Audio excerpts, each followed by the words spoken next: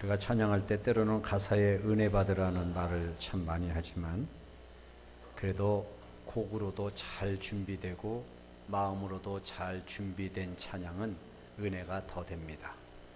그건 모든 부분에서도 마찬가지일 거예요. 여러분들이 뭐 기도를 이렇게 해도 되지 않아? 꼭 형식을 따져야 되나? 그렇지만 어떤 형식이 있으면 그것을 귀히 여기고 잘 가꾸고 준비하는 가운데 스스로의 마음이 준비되거든요. 그러면 그렇게 성의를 다하지 않고 마음을 기울이지 아니하는 어떤 신앙의 행위보다 훨씬 더 힘이 되고 마음의 은혜가 되는 겁니다. 모든 일에 최선을 다하시는 여러분이 되시기를 축원합니다. 우리 할렐루야 찬양대를 위해서 또 오케스트라를 위해서 다시 한번 박수해 주시죠.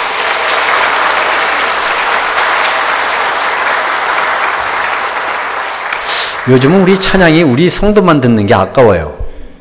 저 어떻게 알릴 수 없을까? 아까운데 홈피에도 좀 올려보고 좀 그러는 걸로 알고 있는데 참 아깝습니다. 앞으로 계속 귀한 찬양이 이어질 수 있기를 바랍니다. 어느 날 주님이 식사를 하시다가 갑자기 이런 말씀을 하셨습니다. 잡수시던 이 빵을 이렇게 보시면서 제자들에게 얘들아 이거 봐라. 이 빵은 너희들의 배고픔을 이렇게 면케하는 굶주린 배를 채우는 그런 빵이 아니다. 이 빵은 내 몸이다. 너희를 위해 주는 나의 몸이야. 너희들이 빵을 먹을 때마다 이거 생각하면서 먹어라. 이렇게 말씀하셨어요. 그리고 역시 음료를 드시다가 포도즙을 이렇게 줄을 마시다가 또 이렇게 잔을 이렇게 내보이시면서 얘들아 이것도 마찬가지야. 이게 포도주가 아니란다. 이거는 내가 너희를 위해서 흘릴 나의 피다. 너희들이 빵을 먹고 음료를 먹을 때마다 나를 느꼈으면 좋겠다. 나를 생각했으면 좋겠다. 너희의 마음속에 나에 대한 추억과 기억이 아로새겨졌으면 좋겠다. 그렇게 말씀을 하셨어요. 그 말이 도대체 무슨 말인지 이해하지 못했던 제자들이었지만 그 주님이 십자가에 달리신 이후에 그 뜻을 알았습니다. 성령 받고 그것이 무엇을 의미하는지 알았습니다. 그래서 그들은 빵을 먹을 때마다 음료를 마실 때마다 주님을 느끼는 겁니다. 빵을 먹을 때 양식으로도 먹지만 주님이 나를 위해서 기꺼이 당신의 몸을 내게 허락하신 그 은혜를 느끼며 빵을 먹습니다. 포도주를 마시면서 단순히 음료로 마시지 않고 그분의 피가 내 안에 들어와 나의 마음과 나의 속사람을 휘짓고 깨끗하게 하시는 그 느낌과 그 마음으로 그 잔을 먹습니다. 주님이 제자들에게 그 말씀하시고 이것을 기념하라 라고 했습니다. 기념하라는 얘기를 우리는 지금 성찬식으로 하고 있습니다만은 더 진정한 의미에서의 기념은 내 마음에 기억하라 라는 거죠. 여러분의 삶이 언제나 그 주님을 느끼는 삶이 되시기를 축원을 드립니다.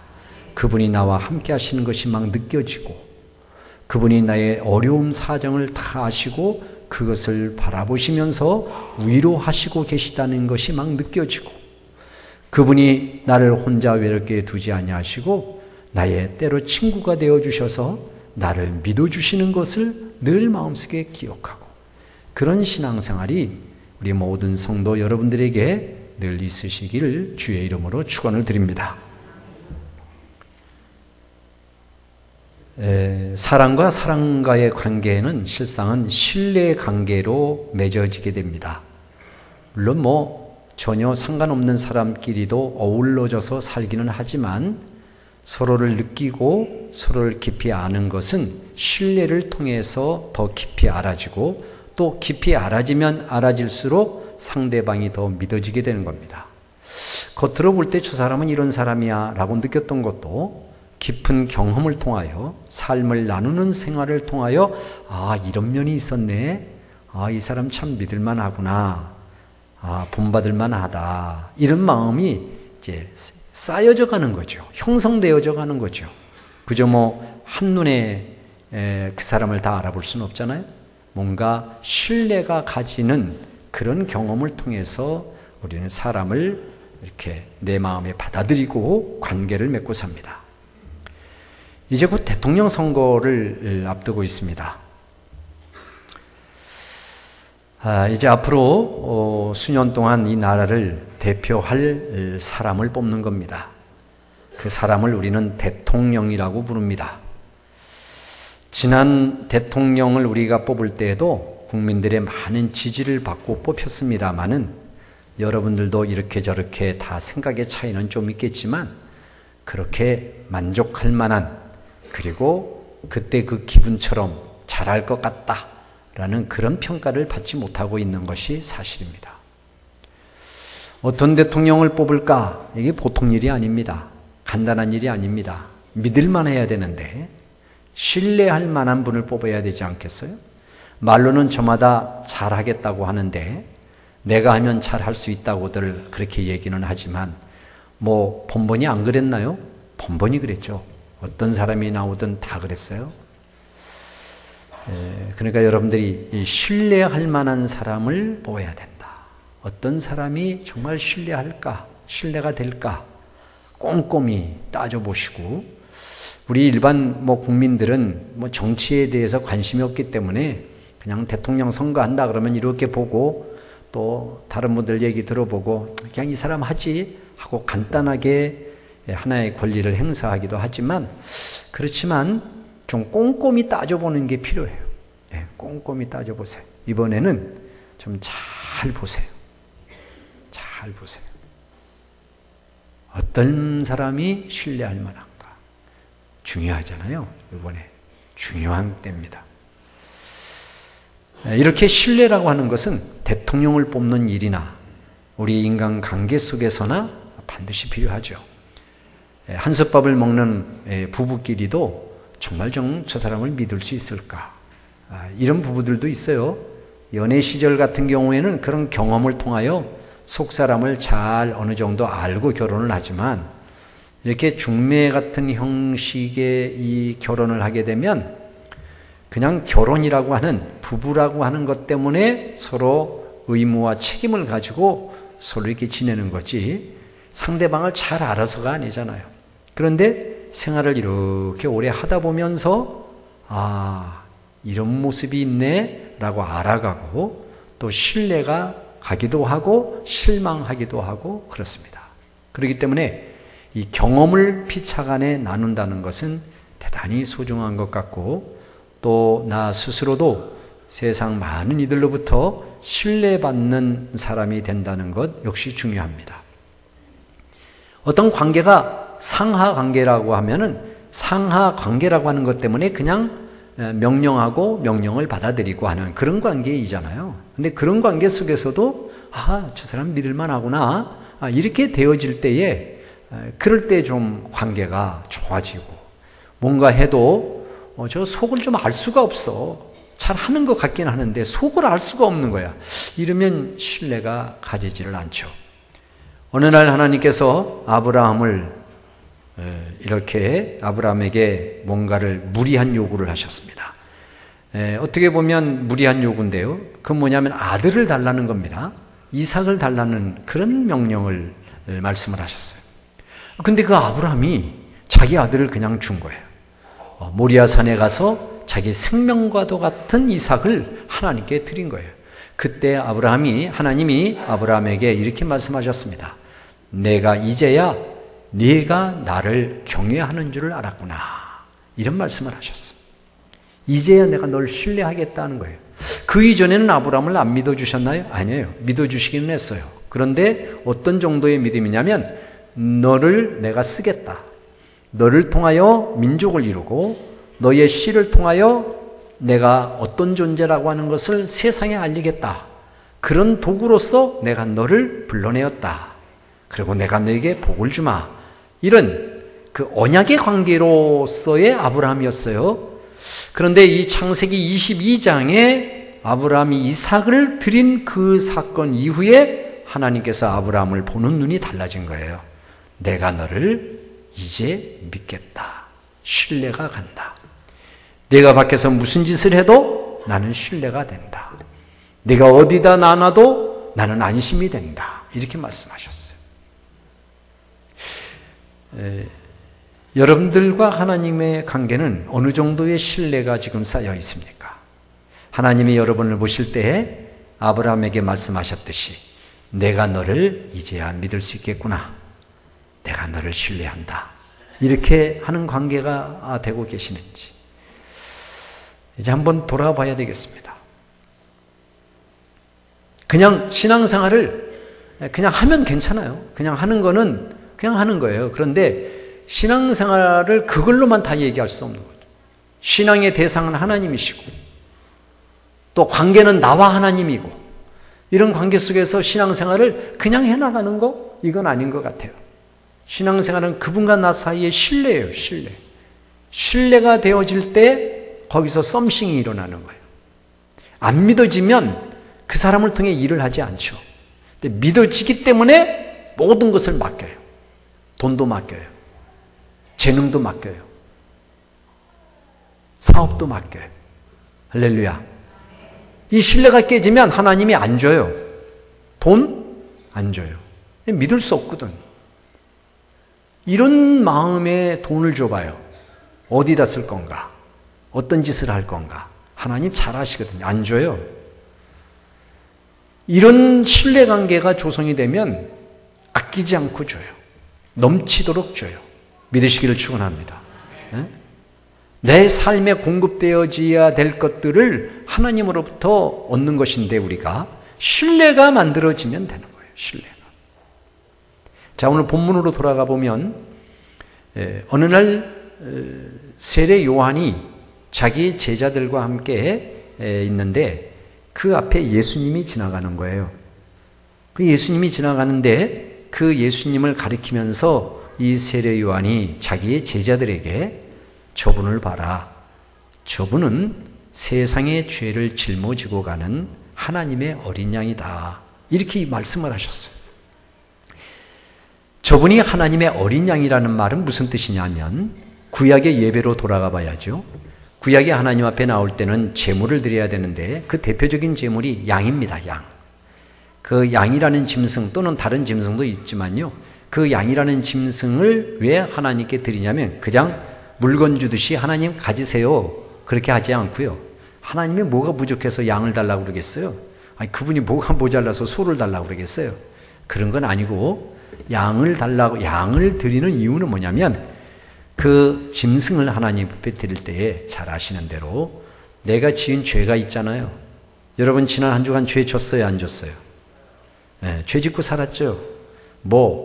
딱히 이거 죄다라고 할 수는 없는 거지만 그래도 뭔가 내 마음에 어둠이 있다든가 말이죠. 불안이 있다든가 하나님의 말씀과 그의 삶에 그 가리키시는 모든 것들과 이 역행하고 반대되는 것들이 있다고요.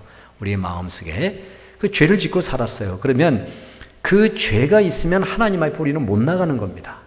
왜? 하나님은 이 죄는 하나님과 아주 완전히 등져 있는 것이고 이 죄를 하나님이 제일 미워하시는 거니까.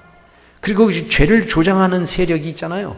그걸 우리가 사탄이라고 부르는데 이 사탄의 세력은 죄를 조장해요. 우리 안에 죄를 짓도록 충동질을 하고 또 수많은 그 곤모술수, 모략을 통하여 우리로 하여금 죄에 걸려들도록 만드는 거예요. 그러니까 사탄과 하나님 사이도 이건 완전히 원수지간이에요. 하나님과 사탄은 어울릴 수가 없을 뿐만 아니라 등을 지고 있는 거예요. 근데 그런 사탄이 우리 하나님의 자녀들에게 그런 그 많은 미혹과 유혹을 통하여 죄에 빠지도록 만드는 거죠. 죄를 져요. 그렇기 때문에 이 죄의 모습을 가지고는 우리가 하나님 앞에 못 나가요. 죄는 성경에 있는 대로 그 죄의 결과는 죽음이기 때문에 죽어야 되는 거예요. 하나님 앞에 죽어요. 나가면 죽는 거야. 죄를 갖고 나가면 뻔뻔스럽게, 죄를 짓고도 뻔뻔스럽게 나가자 하나님 하면 하나님은 가만 안 둔단 말이에요. 구약적인 신앙으로 이해를 한다면. 그렇기 때문에 하나님 앞에 나갈 때는 반드시 그 죄의 문제를 해결했다고 하는 증표를 가지고 나가야 되는데 그게 바로 양이라는 제물이에요. 그래서 양을 가지고 나가면서 내가 지은 모든 죄를 이 양에게 전가를 시켜요. 전가를 시키고 내 죄가 이쪽으로 갔으니까 내가 지금은 죄가 없잖아요. 죄가 일로 옮겨졌으니까 그 죄를, 내 죄를 짊어진 그 양을 그 현장에서 죽이는 거죠. 죽이고 피를 뿌리고 태워버리는 거예요. 그것이 태워지고 그 짐승이 불태워지는 냄새를 하늘에 피어 올리면서 하나님 앞에 내 죄물이 받아들여졌다. 내 죄가 이제 깨끗해졌다. 이런 마음으로 하나님 앞에 기쁨으로 예배를 드리는 거죠. 그런데 세례 요한이 지나가시는 예수님을 이렇게 가리키면서 세례 요한 자기 제자에게 저분을 봐라. 저분이 바로 세상의 모든 죄를 짊어지고 가시는 어린 양이다. 그렇게 얘기를 한 거예요. 그러니까 주님이 이 땅에 오셔서 하신 일이 뭐냐면 우리 수많은 영혼들의 죄를 죄짓지 않은 당신이 죄진 것처럼 그 죄에 대한 대가를 죽음으로 치르신 분, 그렇게 하기 위해서 이 땅에 오셨어요. 세례 요한이 자기 앞에 세례를 받으러 나오는 예수님을 이렇게 볼 때에 막 성령이 충만한 모습을 보았고 하나님의 음성을 들으면서 이는 내 사랑하는 아들이다 라고 하는 것을 볼 때 세례 요한의 눈이 확 떠졌거든요. 아, 저분이 메시아구나. 저분이 우리의 모든 인생의 죄를 담당하실 분이시구나. 그게 이제 믿어졌어요. 물론 조금 요동하기도 했지만 이 믿음이 그래도 그분을 믿었어요. 그래서 세례 요한이 제자들에게 이분을 봐라. 하나님의 어린 양이다 라고 말씀을 한 거예요. 그런데 이 본문을 가만히 보니까 아주 참 이상한 일들이 있는데 37절에 보시면 두 제자가 그의 말을 듣고 예수를 따르거늘 이랬어요. 이게 좀 말이 좀 이상하죠? 지금 이 사람들은 세례 요한의 제자들인데 이 세례 요한의 제자가 자기 스승님이 예수님을 가리켜서 하나님의 어린 양이다 라고 얘기하는 것을 듣고 그 스승을 버리고 가버린 거예요. 의리가 없잖아요. 아니 세례 요한도 그렇게 가는 제자의 모습을 보고 야 이놈들아 어딜 가 일로 와 여기야 넌 거기 아니잖아 이렇게 말리지도 않아요. 나쁜 놈이라고 욕하지도 않아요. 이 제자들도 스승님을 버렸다는 것을 의리를 버린 거라고 생각하지 않아요. 당연히 쫓아갈 분을 쫓아간다고 생각하고 가는 거예요. 어떻게 이런 일이 있을 수 있을까? 이렇게 미루어 짐작을 해봅니다. 세례 요한은 광야에서 자기 스스로의 마음을 정결케 하는 삶을 살아왔고 어느 날 세상에 다시 내려와서 그 오실 하나님의 어린 양에 대한 증거를 합니다. 그리고 제자들이 많이 모였을 때마다 그런 얘기를 할 거예요. 우리가 지금 이렇게 모이고 있지만 그분이 오시면 너희들은 그분을 쫓아가야 될 거야. 너희가 지금은 나의 제자고 내가 소위 너의 스승이라고 있지만은 나는 그분이 오시면 그의 신끈을 풀고 매기도 감당할 수 없을 정도로 그분은 큰 분이시니 너희들은 그분을 쫓아가거라. 그렇게 아마 사전에 얘기가 됐던 것 같아요. 그분이 오시면 그렇게 하자라고 이신점심으로 정말 우리가 따라가야 될 분은 그분이다라고 그렇기 때문에 이들이 저분이 하나님의 어린 양이라고 스승이 얘기하니까 스스럼 없이 간 것입니다. 이미 세례 요한과 제자들 사이에도 신뢰관계가 이미 만들어져 있었던 거예요. 서로에 대한 신뢰. 내 사랑하는 제자지만 그 제자가 무엇이 필요하다는 것을 알고 또 스승님이 말씀하시는 것을 마음으로 신뢰가 가고 그래서 어떤 상황이 되었든 자기 그룹이 깨어지든 그것이 중요한 것이 아니라 우리가 누구를 쫓아가며 누구의 제자가 되는 것이 중요한가라고 하는 것을 세례 요한이 가르쳐줬고 제자들도 그것을 받아들였던 것 같아요. 신뢰관계의 모습을 우리가 보게 되죠. 사랑하는 성도 여러분, 여러분들도 많은 분들과 같이 생활하잖아요. 직장 동료, 사업의 동업자들, 여러분의 가까이 있는 가족, 교회로는 지체, 여러분 모두가 다른 이들에게 신뢰할 만한 분이 되시기를 주의 이름으로 축원을 드립니다. 신뢰가 중요해요. 서로 믿어주는 게 중요해요. 신뢰관계가 있을 때에 관계가 밝고 건강해요. 신뢰관계가 깨지면 건강치 못한 관계가 되어서 불편해요. 힘들어요. 네, 어려워요. 아무쪼록 세례 요한과 그의 제자들의 이 아름다운 신뢰관계처럼 우리와 주님 사이에도 또 여러분들과의 어떤 관계 속에서도 아름답고 좋은 신뢰관계를 만들어 가시기를 축원을 드립니다. 이제 이 제자들이 세례 요한의 제자들 두 사람이라고 그랬어요. 두 사람이 예수님을 이렇게 뚫레뚫레 따라가는 거예요. 따라가니까 예수님이 뒤를 이렇게 보시면서 38절에 무엇을 구하느냐 이렇게 물으셨어요. 이 얘기를 우리말로 말하면 왜 따라오는데 그 얘기입니다. 왜 그래? 무슨 일이야? 이렇게 얘기하는 거예요. 성경은 뭐 이렇게 거창하게 무엇을 구하느냐 있지만 실제는 그렇게 표현했다기보다는 왜 그래? 무슨 일이야? 이런 얘기죠. 그때 이 제자들이 말하기를 어디 계시오니까 그랬어요. 이 얘기는 묵는 데가 어디십니까? 한번 좀 뵙기를 원합니다. 조용히. 그 뜻이죠. 그때 우리 주님이 39절에 그래? 그럼 와. 이렇게 말씀하신 거예요. 그래? 그럼 와봐. 그래가지고 자기가 묵는 대로 그들을 초청을 해서 그날을 제자들과 세례 요한의 제자들과 예수님이 하룻밤을 보내게 되는 거죠. 여기 주님께서 이 제자들에게 와서 봐라. 와서 봐라 라고 말씀을 했어요. 우리가 신앙생활은 우리의 모든 오감을 다해서 신앙생활하는 겁니다.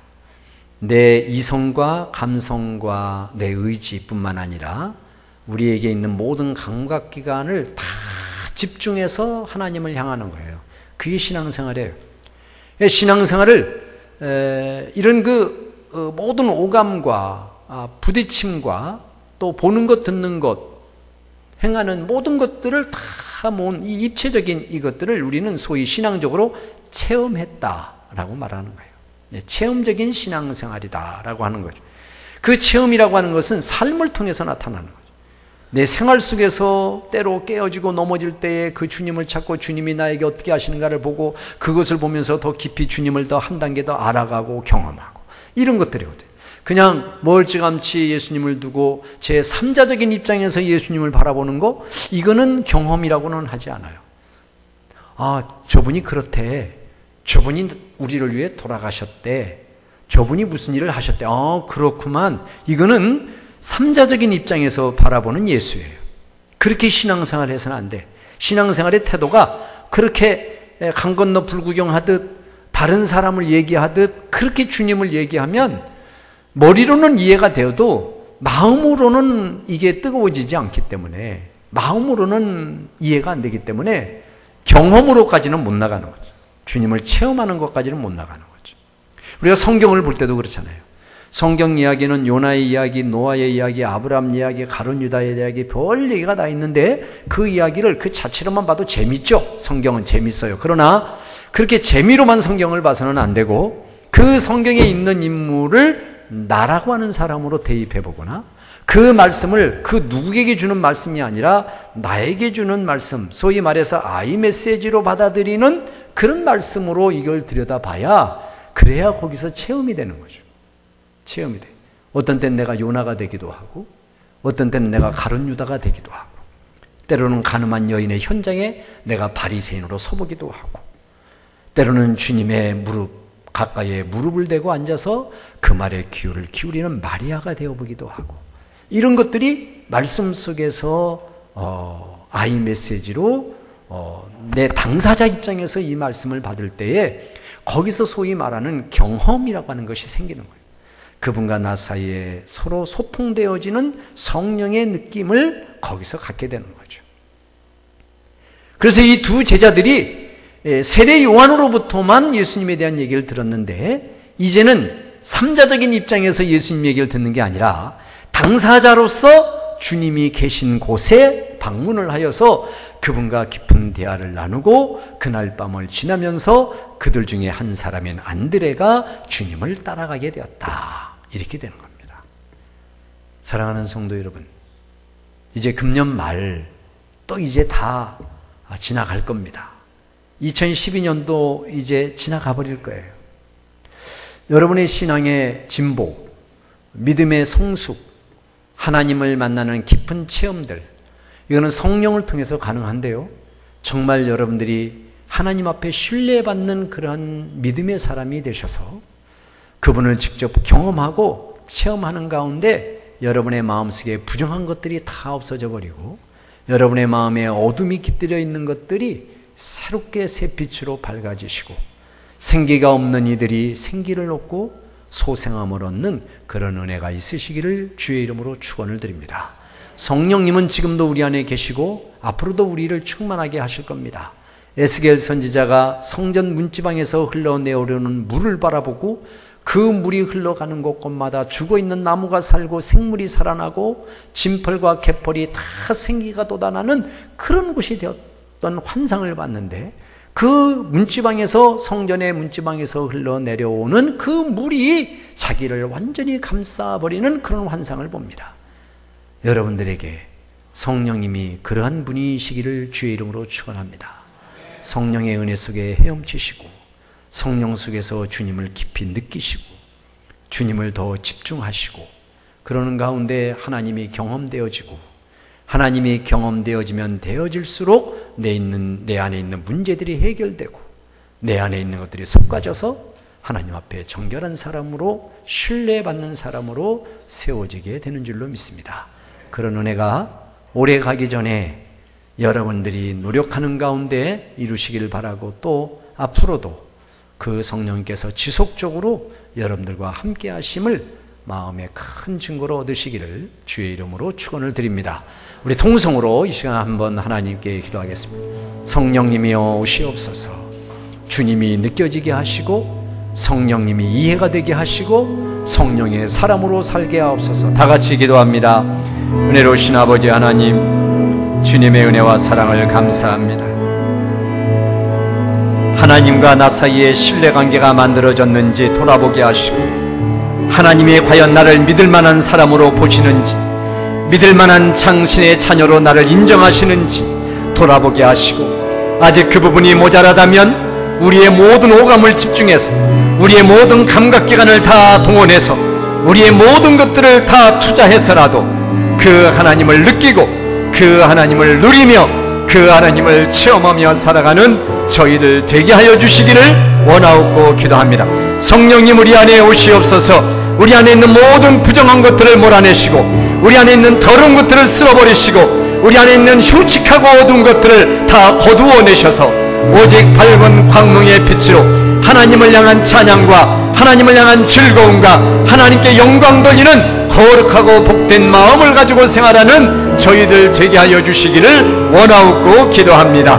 와서 보라 말씀하신 말씀대로 주님이 계신 그 자리에 가기를 원합니다. 주님과 함께 동거하기를 원합니다. 주님과 함께 머물기를 원합니다. 그런 가운데 주의 사랑이 주의 영이 우리의 심령을 수술하고 치유하는 놀라운 은혜를 경험하는 저희들 되게 하여 주시옵소서. 어디다 내놔도 부족함이 없고 어디다 내놔도 하나님이 안심할 수 있는 그런 신뢰받는 자로 생활할 수 있도록 저희들을 이끌어 주시옵소서. 하나님 함께여 주시옵소서.